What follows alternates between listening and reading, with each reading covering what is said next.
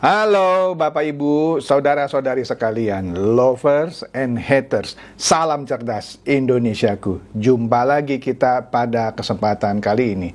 Bagi Anda yang belum subscribe channel saya, silakan subscribe channel saya, tekan loncengnya agar Anda dapat notifikasi setiap kali saya mengupload video-video saya. Oke, pada kesempatan kali ini saya akan membahas sebuah berita yang baru-baru ini viral gitu ya, yang merupakan kelanjutan dari kasus anak berbakti gitu ya. Siapa itu? Iya, ceritanya kan Mario itu anak berbakti sama Pak Rafael gitu ya, gara-gara dia itu mukulin David gitu ya. Merembet itu kasusnya ke ayahnya ya, Rafael Alun Trisambodo, sehingga harus diperiksa di KPK.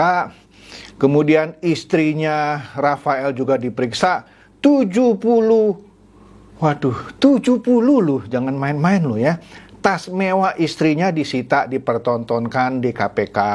Rafael Alun pun terakhir sudah jadi tersangka dan ditahan di KPK ya. Nah, ternyata ceritanya nggak berhenti di situ. Kan sebelumnya dikatakan hartanya ada sekitar 50 miliar, tetapi setelah diperiksa plus minus 500-an miliar. Bahkan ada rumahnya satu aja 50-an miliar. Ya, dan masih banyak lagi deh ya. Udah saya bahas juga lah di konten saya sebelumnya.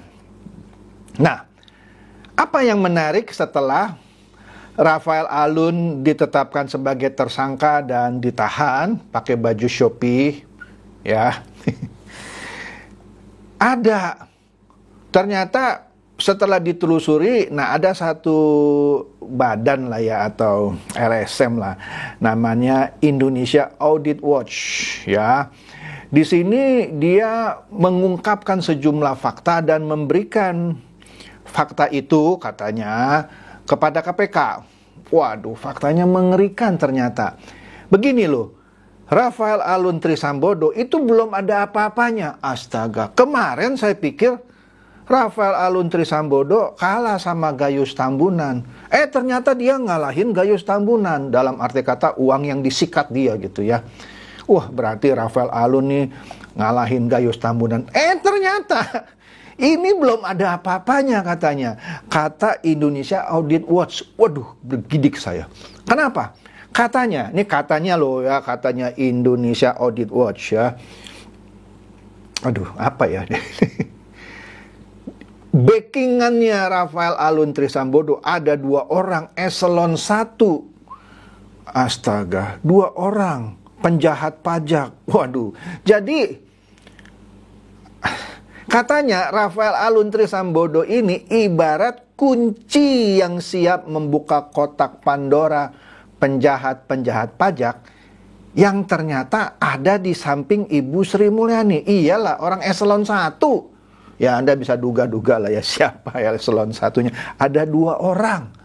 Ini kata Indonesia Audit Watch ya, bukan kata saya. Di beritanya juga banyak kok. Ada 2 loh.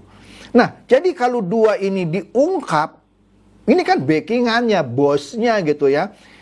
Kasarnya kalau bercandanya, Rafael Alun Trisambodo tuh anak didiknya tuh. Orang yang dipercaya di lapangan oleh 2 orang bandit ini katanya. Yang eselon 1 di sisinya Ibu Sri Mulyani. Tapi saya percayalah Ibu Sri Mulyani tidak terlibat. Tapi ada 2 orang eselon 1 di sisinya yang terlibat. Siapa itu? Nggak disebut namanya, inisialnya pun tidak disebut. Inilah yang membuat masyarakat menjadi gemes gitu ya, menanti-nanti siapa ini. Karena menurut Iskandar Sitorus ya, sekretaris pendiri Indonesia Audit Watch ini, dia bilang Rafael Alun Trisambodo ini hanyalah bagian kecil dari komplotan bandit penggelap pajak di Kementerian Keuangan. Astaga, katanya Rafael Alun Trisambodo dan anggota komplotannya. Jadi ada komplotan ternyata. Dia nggak berjalan sendiri. Iya kan? merupakan orang-orang yang sangat cerdas katanya di Direktorat Jenderal Pajak Kementerian Keuangan. Menurut Iskandar Sitorus dari Indonesia Audit Watch, ya. Jadi tidak mengherankan katanya ya, kalau Rafael Alun Trisambodo ini dan komplotannya itu bisa memainkan celah untuk mengeruk keuntungan pribadi dengan cara culas, bebek culas gitu katanya. Aduh, ini ada bebek dungu yang ada yang disekongkolin supaya bayar pajaknya lebih rendah dan sebagainya deh ya. Ada. Jadi komplotan Rafael Alun Trisambodo ini yang sudah ketangkep ini, yang sudah dipenjara, dikomandani oleh 2 pejabat pajak eselon 1. Nah siapa kita nggak tahu lah. Ini katanya Iskandar Sitorus ya.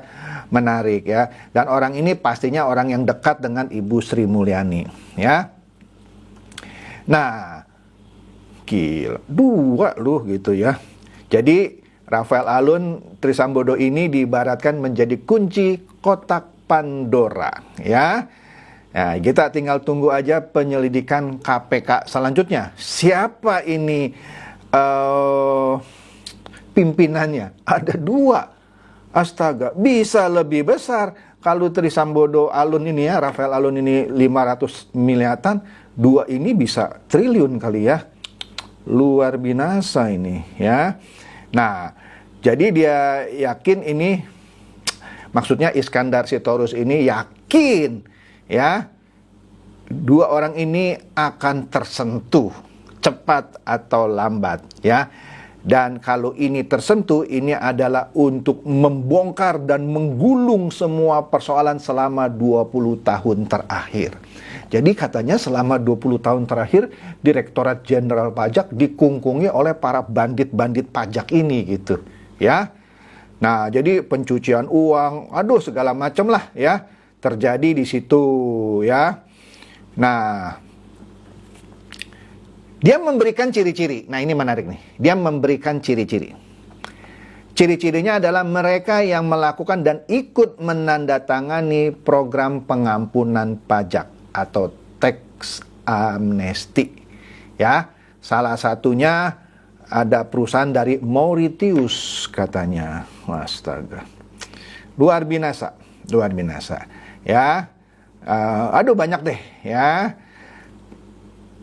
Indonesia Audit Watch katanya sudah memegang bukti-bukti terkait mengenai kotak Pandora ini ya.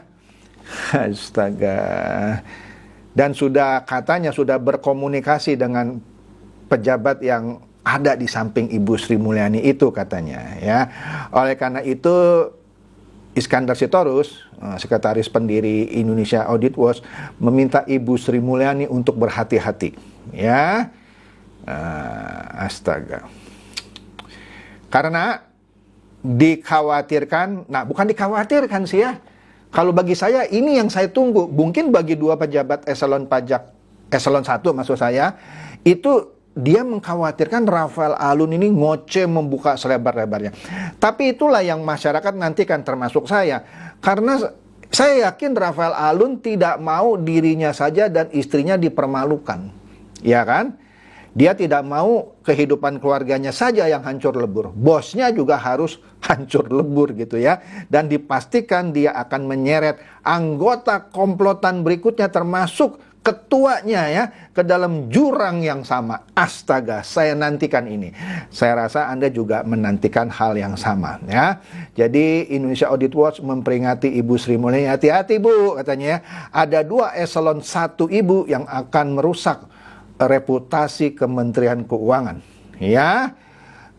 Dan dia yakin Ibu Sri Mulyani mampu membongkar ini semua. Kita nantikan ya. Nah, selain itu, ada 25 artis dan 3 band besar katanya yang terlibat dalam tindak pencucian uang dari Rafael Alun Trisambodo. Yang sebelumnya Anda sudah dengar kan inisialnya R gitu ya.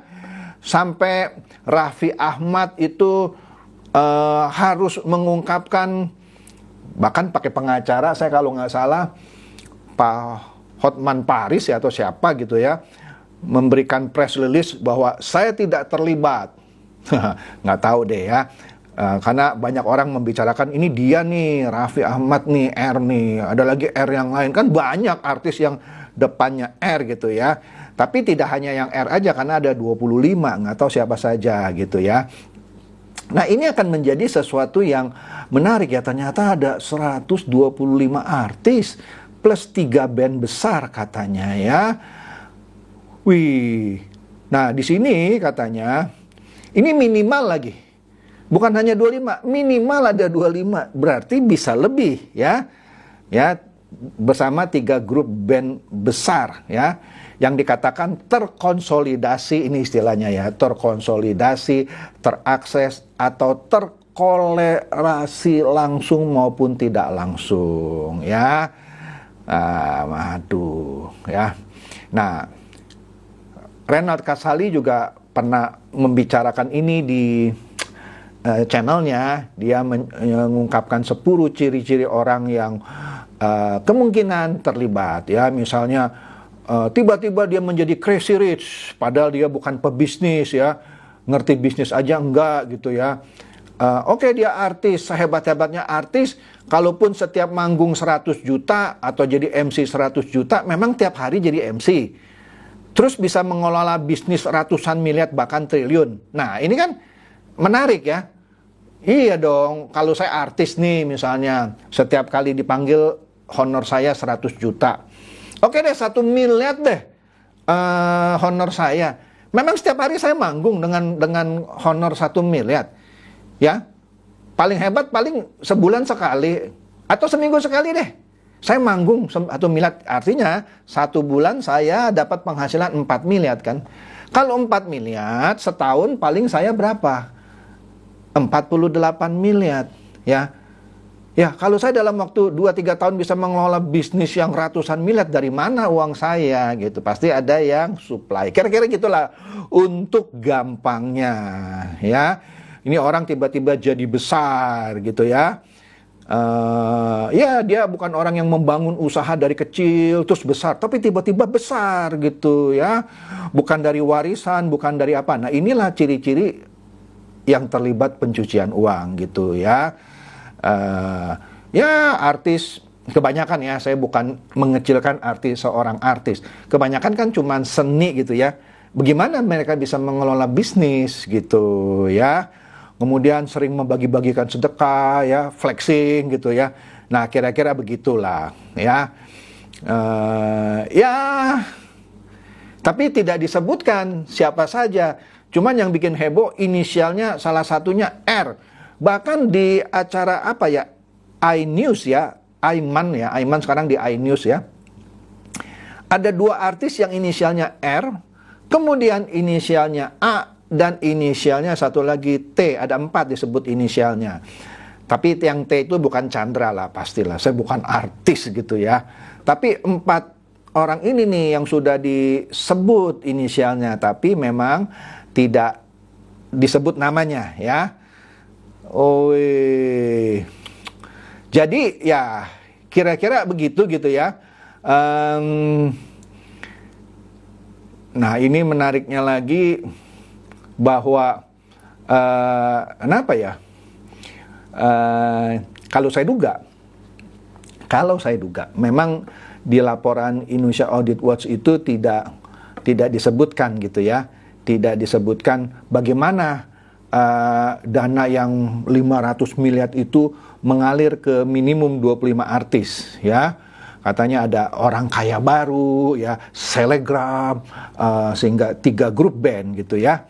Nah, tidak disebutkan bagaimana mengalirnya, entah dititipnya bagaimana gitu ya, nggak ngerti. Tapi saya nggak tahu ya, orang seperti Iskandar Sitorus ini dari Indonesia Audit Watch, kalau dia sudah berani tampil ke permukaan dan sebut ini, artinya dia sudah pegang bukti ya. Sebab jika tidak, maka dia bisa dikenakan gugatan tindakan pencemaran nama baik dan segala macam ya. Jadi ini adalah sesuatu sesuatu kasus yang berkembang dari seorang anak yang berbakti, yaitu Mario ya, yang dia mukulin David. Nah, gara-gara dia mukulin David, terbongkar lah tuh Rafael Alun. Makanya ada yang memberi julukan atau yang mengumpamakan kasus Mario dan David itu ibaratnya kasus David melawan Goliat. Mario dan keluarganya Rafael Alun kan Goliat gitu kan, besar gitu ya, pejabat pajak gitu ya, tapi tumbang sama si David gitu. Jadi David ini memang dia jadi korban pemukulan, tapi akhirnya gara-gara ini semua yang kasus-kasus pajak 20 tahun terakhir mulai terkuak. Oke, kita doakan saja semoga KPK bekerja dengan giat lagi bersama-sama dengan langsung deh Ibu Sri Mulyani, karena kan tadi disebut ada 2 pejabat eselon 1 gitu ya, berarti kan tangan kanan tangan kiri nih ya, untuk segera membongkar menuntaskan hal ini. Oke? Demikian saja, semoga ini mencerdaskan dan mencerahkan Anda semua. Silakan share video saya ini kepada teman-teman, sahabat atau kerabat supaya mereka tambah cerdas dan tercerahkan. Seperti biasa, terima kasih.